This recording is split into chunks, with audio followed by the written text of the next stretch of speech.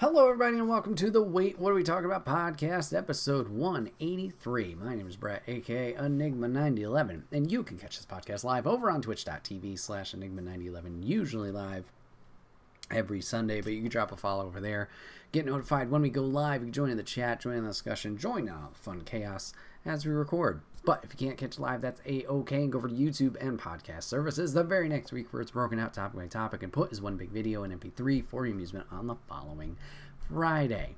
What are we talking about today? We're talking about video games. We're talking about Cyberpunk 2077 as I finally got to try it out, and we're going to be talking about MK1. Did I almost say Mortal Kombat 11? Yes, I did. Mortal Kombat 1, because we got quite a few updates since the last time we talked about it. So let's dive into Cyberpunk. Wow, it's green screened out. Ooh, sorry. Yellow, green, I don't know. Finally got to dive into Cyberpunk. Decided to give it a try after finding a very cheap copy at Forgotten Freshness. Shout out to them. So yeah, decided to dive into it this week.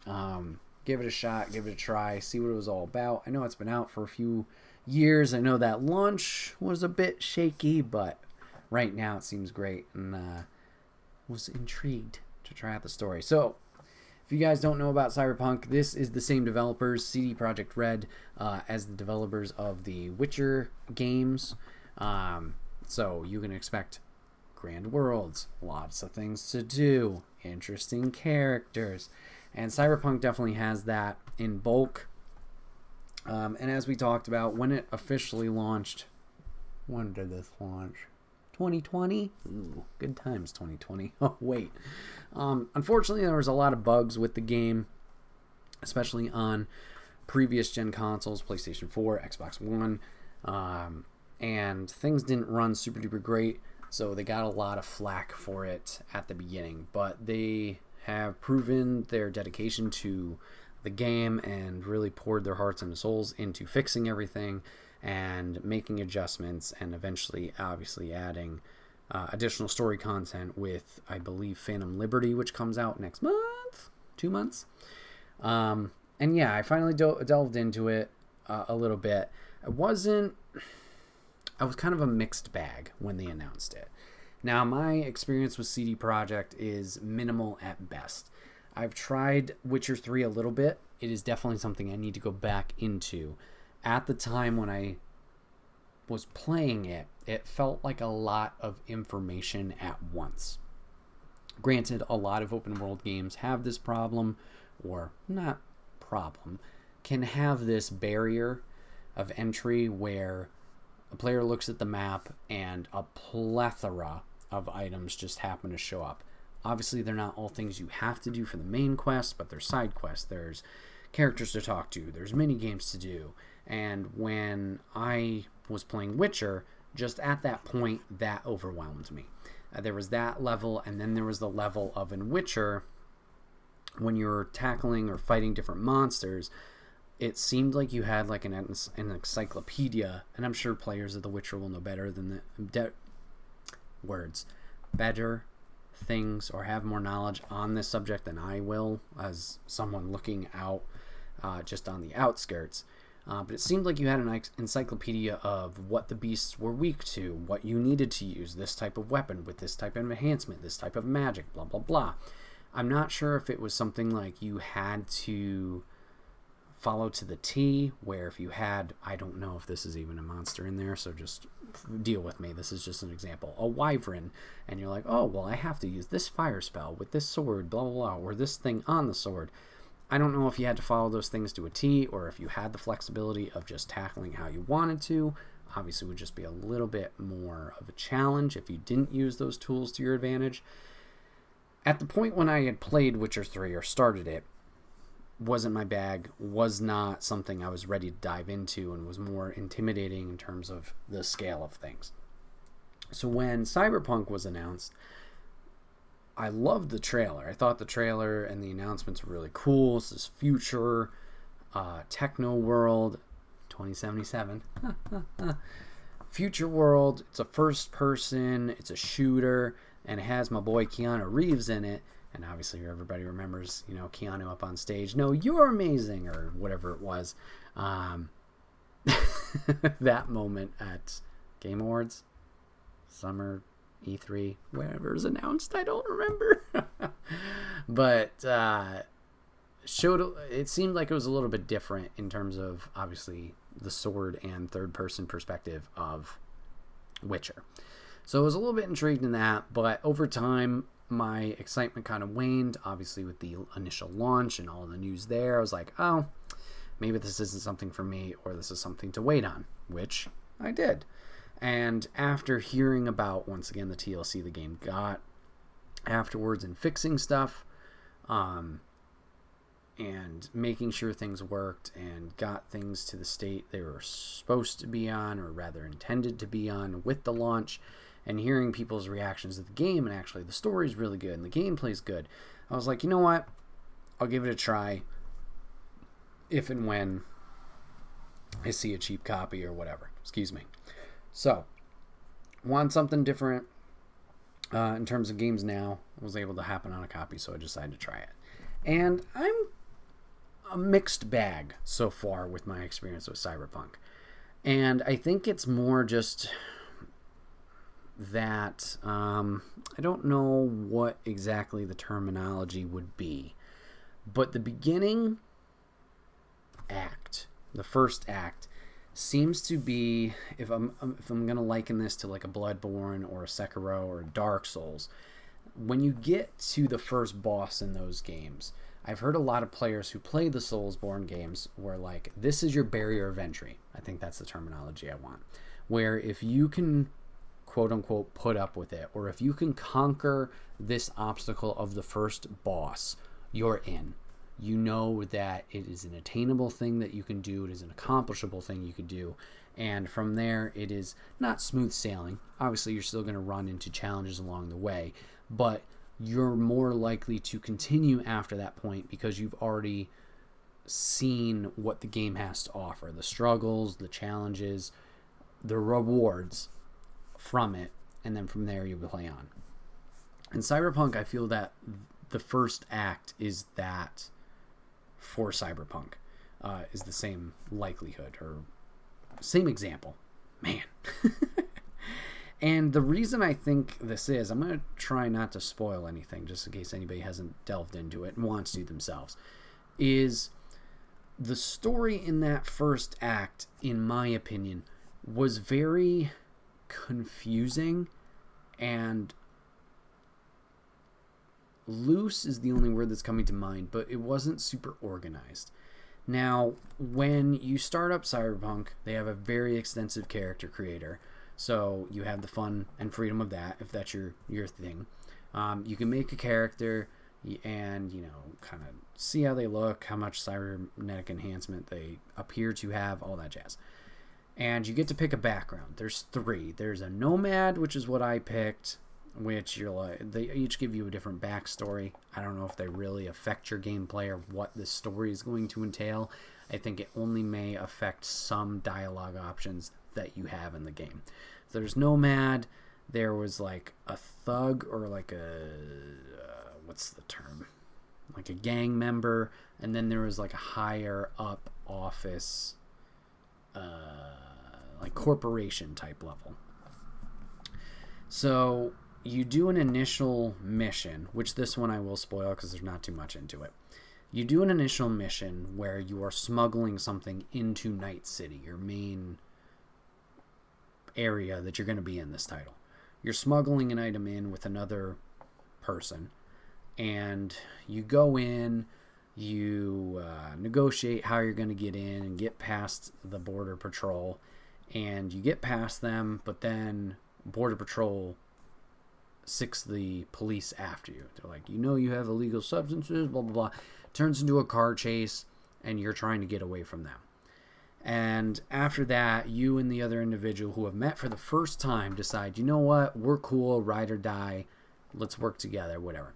And you get this montage of, I think it's the next 6 months to a year of what their life is in Night City.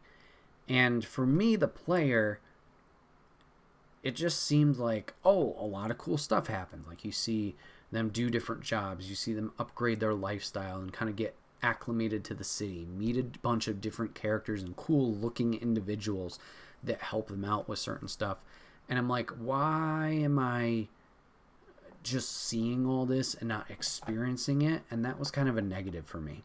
So when they spit you back into the game, you jump in at that point where it's 6 months to a year later. Granted, once again, I'm sorry, I don't know the exact timeline. You jump in with the character at this point and you're established in the city going for your next mission. And for me, I was just like, I don't know any of these characters that I saw quickly in this vignette montage. Should I have a connection with them, or how do you expect me to have a connection with them? You get a few more interactions, obviously, with these characters as you go, but at points where the story hits a little harder, you're having these deeper talks and discussions with these characters, and for me, I'm like, there's a disconnect just because I don't know or have a history with this character where it doesn't deliver to me those same feelings I would feel as a character that I've been with since the start, or at least have some kind of formative or relationship built along the way. This felt like the character obviously in game has that, but me, the user, I don't have that, and I'm just like, okay, I don't have the emotional attachment that I feel I should. So that's one hang up. After this, though, the story or the mission you take on, to me was another one of confusion and like disconnect. Granted, it could be something I'm doing wrong in terms of how I'm engaging with it and my understanding of the game, but it didn't really kick into me until after that first mission. Once again, I'm not going to delve too deep in other than that intro, just in case. But after that, and once I entered Act 2, that's where I'm like, oh, I'm really hooked now into this story and figuring out what's going on post the events of what I just had gone through. And I'm sure if you've played it, you know exactly what I'm talking about. But that first initial mission, post the intro of before vignette, very confusing. I don't know if it was verbiage. I don't know if it was explanation of the game, not fully telling me what was going on or what I should be doing, like if I should be doing side stuff. That what was a little confusing to me in terms of direction.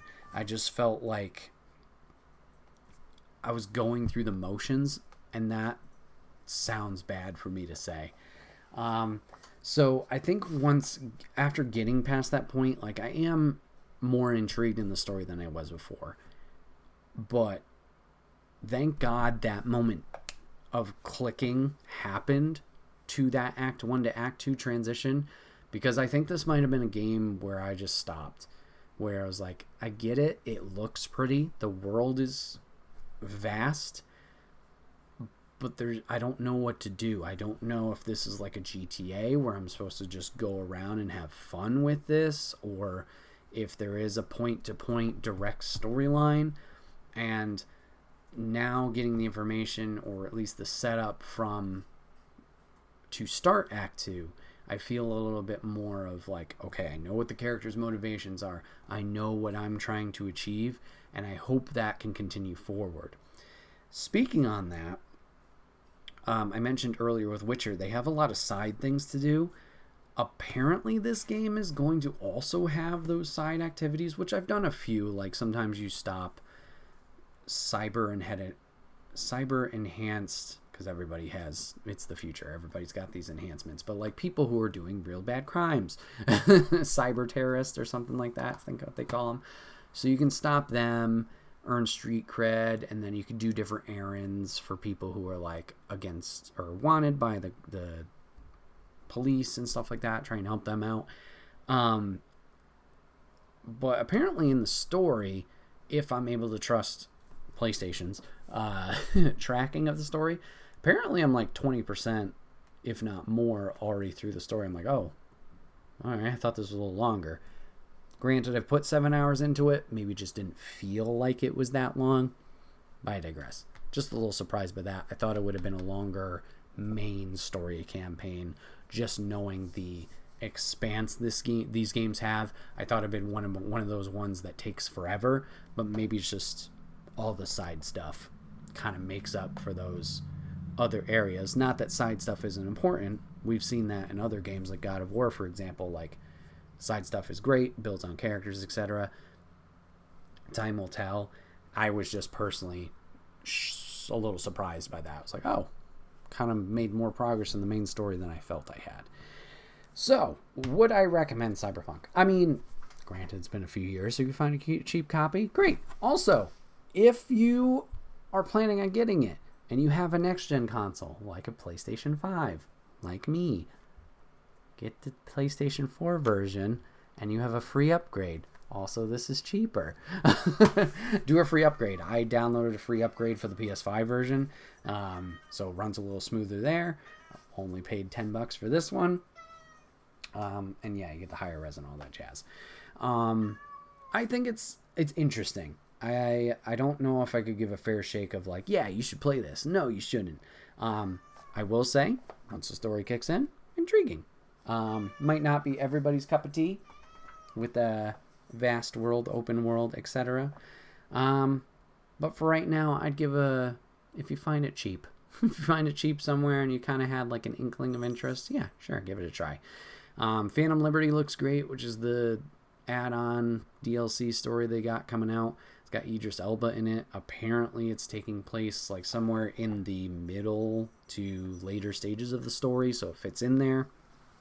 It's just more side plot, I guess, with another character or side character that you run into. So there's that. Just kind of adds to the experience. So you can check that out if you want to. But yeah, so we're going to talk about that for a little bit.